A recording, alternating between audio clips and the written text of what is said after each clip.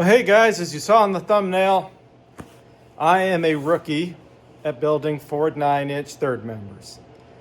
So let's just jump into it together and learn how to do it together. Like you, I've watched several videos on how to do it. I do not have any special tools, so I need to make one tool so I can turn those side gears, right, to tighten them a little bit. So I'm going to make that up. I do have something that I can hold the yoke while trying to torque it. And honestly, what I'll probably do is put the yoke on tight with an impact and then bolt it into the car and then, tighten that nut to 125 foot-pounds after it's in. It'll be a whole lot easier than trying to wrestle the third member on a workbench. Anyway, let's just flip this thing around and show you the first thing I checked based on a few videos that I watched. And then I'll lay all the parts out, that I've got and what I'm actually going to build. So the first thing, guys, I did is, because this is a brand new axle housing, is, I made sure that this would fit on the studs. And it is a little tight, but I can, with a brass hammer, gently tap it all the way flush, to the housing. Which is important because, your big main caps here in the back here, they should not be hitting the housing and the back side of it, right? And the pumpkin there. So, you'd want to take your hand down in there, make sure you've got plenty of clearance, that, this in fact sits flat to the housing. Now, let me take this off. We'll set the housing aside. I'll lay out all the parts in front of you, and we'll go into what we're going to build. All right, guys, here's all the goodies. So let's go over what we got here and what we're going to check and what we're going to do before we really get started. So we'll start left to right. So here I've got a 350 gear set, and this is by Motive. So pretty self-explanatory there. We will need to use our axles. These are PEM 35 spline axles. These are a cut to length, so I need to shorten these by about an inch or so, so that they'll fit. They'll actually butt in the axle, so I need to cut them down. We have a spool. Yes, we are going to be building a vehicle that runs a spool. So this is a 35 spine spool. And one thing you want to make sure before you get started is, does your spool fit on your axle? Because there's different chamfers, different manufacturers do different things. So make sure your spool fits your axle splines before you even go too far. So all of this now, the rest of this all comes from Quick Performance. So I bought a aluminum Yukon housing, 3.25 bearing size, a Daytona pinion support. This is a billet as well. The spool also came from Quick Performance. The billet yoke came from Quick Performance, and the bearing set here. So what all do you get? So these two bearings go in the pinion support. This goes in the back. This goes on the top here. You will get this bearing here, which goes right inside of this. Now, you'll also get this guy, but you'll notice I've got a snap ring there. So I'll just put the snap ring in, and I will not use this guy. If you do not have a case that has a snap ring, you would drive this into the groove here in the case to keep this bearing seated. Now, we've got these bearings which go on our spool. So we'll press the bearings on, and then you get a pinion seal. You get obviously a pinion nut. You get some red thread locker for the bolts that go to your spool and your ring gear. Now I chose to go with a solid spacer, not a crush sleeve. That way, if I ever have a pinion seal go bad, all I need to do is remove the pinion nut, put the new pinion seal on, put the yoke back in, and just tighten it down to 125 foot-pounds, the nut. So I don't have to worry about a crush sleeve at all. So, but this is going to be a bit of a pain because I'll have to probably pull this top bearing off the ring and pinion a couple of times because, you know, spacing. Anyway, we'll deal with that when we get there. I'm not looking forward to that part of it. Everything else I think is pretty straightforward. What else do we got? Oh, and you got your, you know, yellow dye when you roll your pattern. And that's kind of it. Now, the one thing you didn't get or don't get is the bolts that hold this to the case. So I'll need to go over into my fastener drawer. These are probably just some 3/8 bolts and see what I have. We'll see if we got some grade 8, and if not, I'll just go buy some. But other than that, it's pretty straightforward. So the one thing also to note is what Yukon did for me right off the bat. If you notice, this is stamped 2 and 2. These are machine caps. So you want to make sure your caps go on the correct side. You know, that this cap doesn't find its way on that side, for example. And they're facing 2 and 2. And then if you notice on the other side, they marked it 1 and 1. So these were pre-marked for me, which is kind of nice. So I need to make a spanner wrench so I can align up these holes. And if I need to tighten this up, you know, or loosen it, so I can get my ring gear to move inward or outward to get the right pattern, you know, on the ring gear here to the pinion. So the hardest thing I think is going to be is getting this solid washer right correct the first time. So we're going to take a swag at it, and if not, then I'll have to figure out a way to pull that bearing back off, you know, put a add shim or remove shim and go from there. Now I do have an inch-pound torque wrench. We will need to use an inch-pound torque wrench to check rotational force. The other thing we'll need to do is when I'm probably going to cut one of these axles short here early on, so that way I can use this to put inside of this. So when I measure my rotational torque this way, right, that's correct as well. So anyway, I know a lot of talking of what all we have here. Let's jump right into what we're going to do. First thing I'm going to do is start pressing bearings onto that and put the races into this and make that tool up. All right, guys, so the first bearing I'm driving in is this one. You can see I'm just using a simple, you know, seal driver here, bearing driver. So we started it, it's about halfway in. We'll go ahead and just pound this in the rest away and then install that snap ring. I did put a light coat of oil on the outside of it. And then what I'll do is I'll put a little bit of oil inside of this, just, you know, during assembly. So that way when it's done, it's got a little lubrication until the gear oil gets in there. So I'm going to put in this race into the front of the bearing support. And one thing I noticed is I do not have something big enough to drive that down in. So I found this in my scrap bucket. You can see it fits on there nice. And then I'll take this big socket, or I'll take this piece of billet and we'll drive this seal in.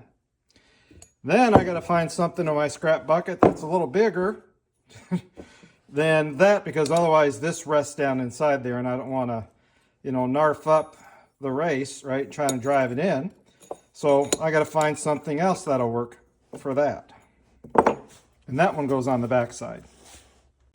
All right, guys, so we've got this front race driven in, and the big key is to make sure that it is tight, right, to back here. You know, there should not be a gap one side to the other, for example. So hopefully you can kind of see that she is nice and tight in there. And now I got to figure out how to drive that guy in. I think I've got a bigger piece of aluminum. I can start to drive it in for the most part. Oh, where is it? Oh yeah, here we go. We can get it started with this and drive it down in here. And then we'll have to see about, you know, how I'm going to get it flush. But we can start it with that if I have to. Well, I used the press to get it most of the way. Now I got to figure out how to get it the rest of the way. All right, guys, so I started just kind of tapping it on very gently, but I found a bearing race that will fit inside this race or on this race. Okay, you do not want to hit on the cage part here that spins. You want to hit on this part of the race or the bearing. So I'm going to set this on there, probably like so. And then we'll grab this, set it on there. I oiled this up a little bit. We'll just gently tap it on, making sure, we don't cock it. Excuse me. And then, we'll flip it over and do the same thing. Honestly, guys, once I stopped the video, it took about 20 seconds to pop this on. It went on very, very easy. You can see it's seated up against the spool here. So now we'll flip it over and we'll do the same thing. Now I didn't use the bearing press because I like to feel, this coming down to make sure that it's not, cocked and going sideways. And then you can see we've got a nice spinning cage here. So now we'll flip it over. We'll clean this a little bit, lube it with a little oil, and then we'll pop on the other bearing race here and do the exact same thing.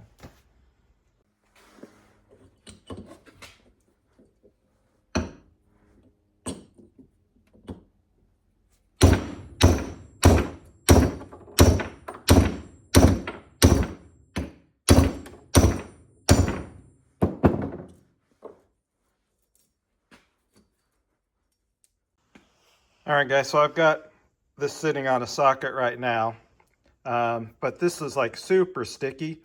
They've got some, coating on this to keep it from getting rusted. So I'm gonna take some wax and grease remover and just kind of clean this shaft up before I drive in this first bearing on top of it. So let me find something to drive it, but then also let me clean this real fast. All right, so before I drive this on, I'm going to put just again a light coat of oil on this. Set the bearing on there like so. And then I've got this scrap piece of metal. We're going to go ahead, and it is loose enough, by the way, that it will not stick, all right, or get stuck on here when we drive it. So there's plenty of play in there. The key is, again, we only want to drive on this surface here. We do not want to drive on the outer surface, right? The cage part that spins. We only want to drive on this. So we're going to move over to the other workbench here in a second. So this doesn't hop around on the wood, and then we'll drive this bearing on. And then the next step will be to put in that solid spacer, all right? Slip the Daytona support over it, and then put in the other bushing or bearing. And then figure out what our rotational torque is and see if I got to take that top bearing back off. So I'm thinking I'm going to look at a couple of videos again myself to see a starting point that a couple of others used. And I think they started around the 26 thousandths of an inch area. So I think that's where I'm going to start. But I want to watch a couple of videos again, make sure that's about where they started, and then pop a couple shims in and see what happens and hope for the best. All right, guys, so I've been, like you, watching a couple videos, and we're going to start this out at 0.461. Or I'm sorry, 0.462. So basically this is, without a shim in it, this is 0.451. I put in an 11,000th shim, which gave me 0.462 for a spec. Now I was watching another guy who does a very nice job explaining the video with very minimal tools how to do this, and he was saying start out at like 465 and then work your way down. So we'll start at 461. We'll take this bearing off right here. I'll take it out. We'll put this in between the two bearings, knock this down, put the yoke on it, torque it to 125 foot-pounds, and then we'll check our rotation on it and see where it's at. Now, I'm going to steal a pinion nut from a 9-inch that I've got, a cast old junk 9-inch, and I'm going to cut this top part off right here. Another video I was watching made a very good point. If you look, this is oblong, okay? And as you're zipping this nut on and off multiple times, as you're zipping this nut off multiple times, you could narf up your threads because, you know, this is supposed to be like a one-time use nut. So I'm going to steal the nut off the other 9-inch, cut this top part off, so that way I can zip this on and off multiple times if needed to get the drag that we're looking for. So let me go ahead and steal that nut, cut this off, put in this crush sleeve. We'll drive this bearing down. We'll put the yoke on, torque it down to the 125 foot-pounds, and then we'll come back and see where we're at. Well, guys, tightened her up, and yeah, you can't even spin this. It's locked on there solid. So I need to take this back off, pull that bearing out, put in some additional shims, put it back together, and see where we're at. So this should be fun because, yeah, I got to figure out how to get that bearing out. All right, guys, so I just took it apart again. I put in from an 11,000 shim to a 15,000 shim to give it more space upward so we have more clearance. Still no seal in place. So now we'll go ahead and put the yoke back on, our cutoff nut. We'll run it down and see where we're at.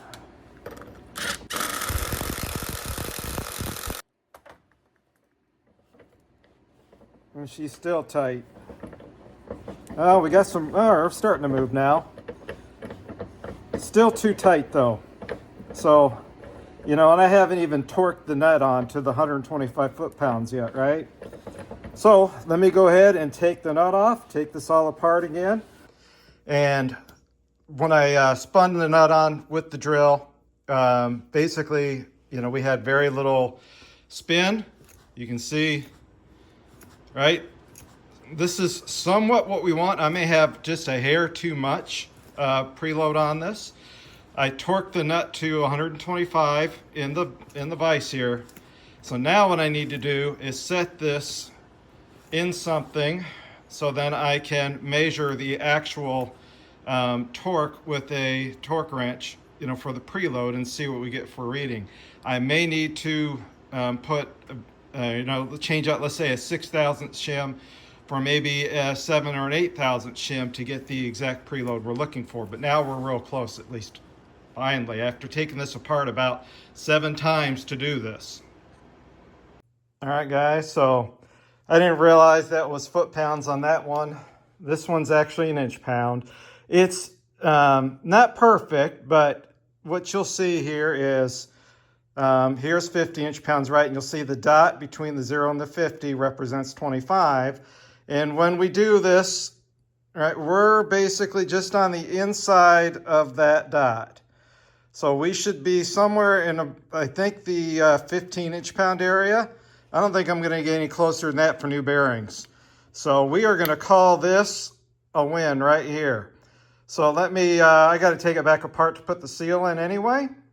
I will measure and show you what my thickness was. So it gives you an idea of maybe your starting point. All right, guys, we now have our oil slinger in place.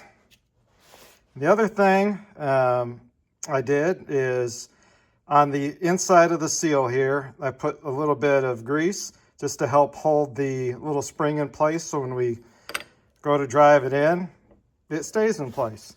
So once we drive that in, then we can put our yoke back on and torque it on for good. And then we can go on to setting up the ring gear.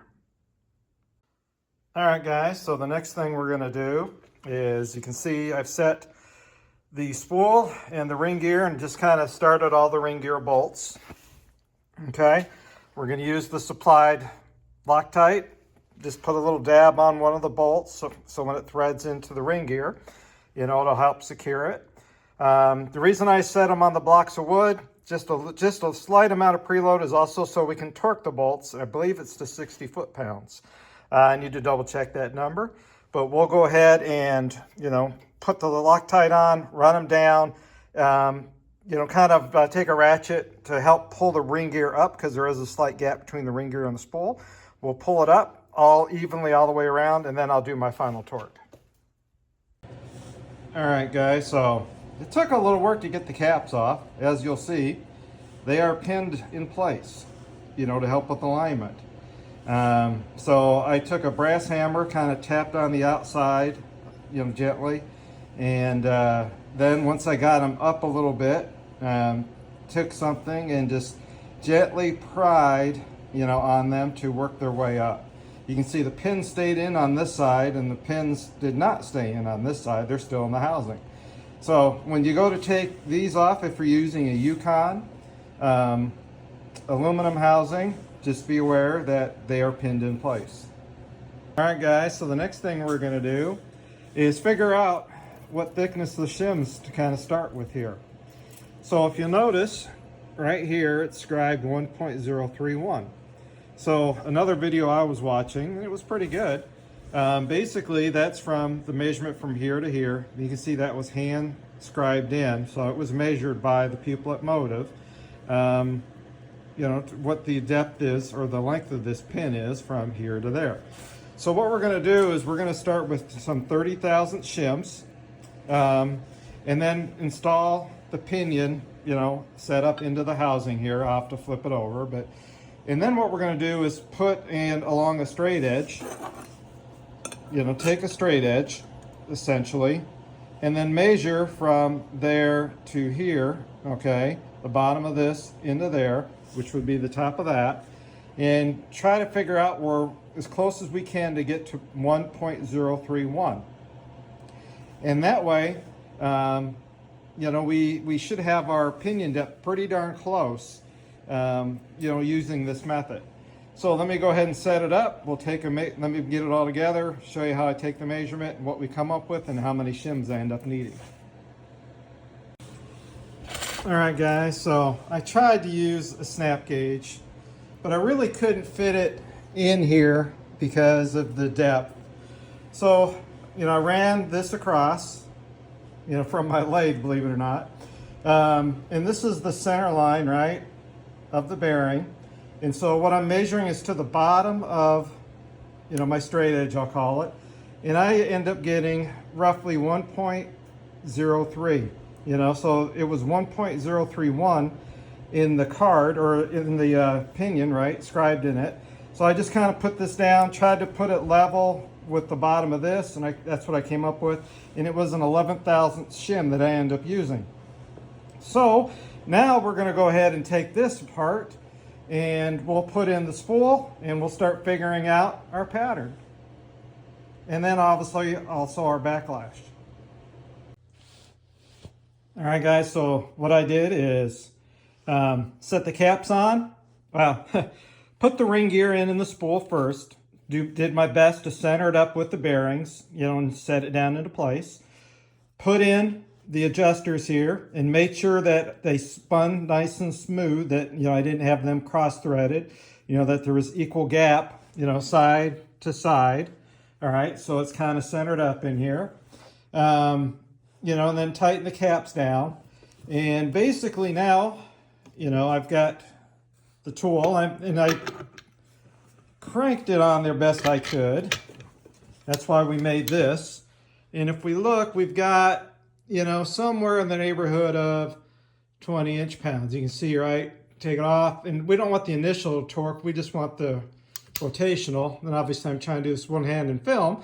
But I'd say we're in the neighborhood of about 20, which is about where I want to be. So now that we've got our rotational torque at about 20, guys, what I'm going to do is take the pinion assembly, put it back in. We'll check to see what our backlash is with our dial indicator set up here. And then once we have our backlash kind of where we want it, we'll roll a pattern and see what we need to do next to adjust things. It'd be nice if we were to nail it on the first try, right? Unfortunately, guys, I can't use an aluminum base. I'm sorry, a metallic base. So I got a couple clamps holding on a bar here and my clamp. And you can see here, I've got about 6 thousandths. All right, and from what I'm reading, we probably want to be in the, I think we're good actually where we're at. I'll pull it up again. It's about 7 thousandths, I guess. No, 6 thousandths. Let me pull up the spec and see what it's supposed to be.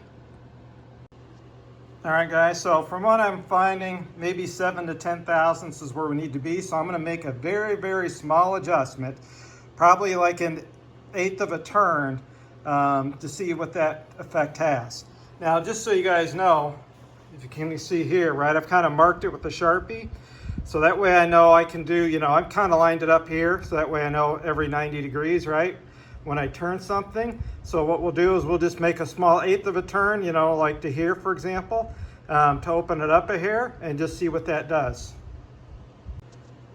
Okay, guys, so I moved it that eighth of a turn, and now I have about 12 thousandths. Okay, so now what I'm going to do is cut that in half, that eighth of a turn, back just a hair, and then we'll see where we're at. All right, guys, as you can see, that puts me at about 9 thousandths. Almost 10. I'm off on the zero, maybe a hair, so we're going to call it about 9 thousandths.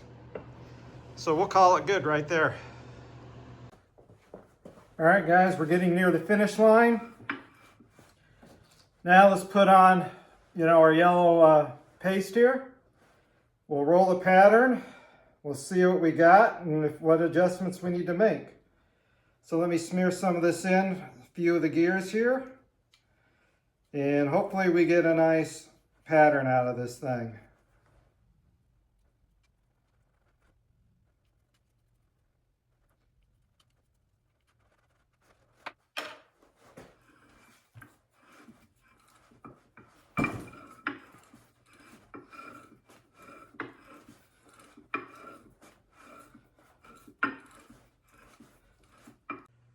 Well, guys, I think I did this right. You can see I'm not all the way bottomed out. You can see I'm not at the very top. Looks like I'm kind of in the middle. Yeah, I'm thinking it looks like I'm in the middle. I probably didn't put this on thick enough to really get a good pattern. But you know what? It looks pretty darn good, at least to my eyeballs. You guys can comment and let me know if I screwed this up or not. But I'm pretty happy with the way this whole thing came out. So now what I can do is take this pinion back out. I can put my O-ring back on now, or put my O-ring on now that I've kind of got everything adjusted to where I think we need it. And we will put the new nut on, tighten it for good, put the O-ring in, put it on for good, and just double check all the torque on everything and call it good. So guys, actually it wasn't as hard as I thought it'd be.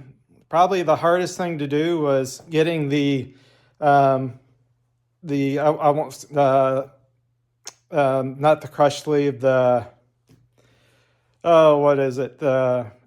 solid spacer. The hardest thing is probably getting the solid spacer right, more than anything else. Really doing the backlash check, I end up with 8 thousandths on the backlash after double checking a few, things, moving the ring gear in and out a little bit, double checking pinion depth. Actually changed to, I think, from a 12 thousandths shim down to, I think, a 10 thousandths to get the pattern. So I had to pull the pinion out one time and take it down a little bit. So otherwise, guys, it really isn't that complicated. You saw I made those couple of hand tools, which made it much easier to do. Having a caliper or micrometer or something to measure your shims definitely helps. Obviously, you'll need some sort of dial indicator to check your backlash. Basic hand tools. Not a whole lot really required. So pretty happy overall with this kit that I purchased from Quick Performance. I bought the housing, the spool, the bearing set and everything from Quick Performance. The motive gear set I bought from somewhere else. So I'm pretty happy overall with this kit. Now we can go ahead and get the rear end housing in the car, and we can chuck this up in the rear end housing, bolt it in for good, slap our axles in, and start putting in a disc brake kit. So anyway, guys, thank you for watching. Hopefully this helps you out I know there's a lot of 9-inch Ford, build videos out there. If you took the time to watch mine, thank you. Because, all my bad decisions, are going to go right into this car right here, my 1967 GTO that I'm building. Anyway, see you guys hopefully on a future video, and appreciate y'all watching.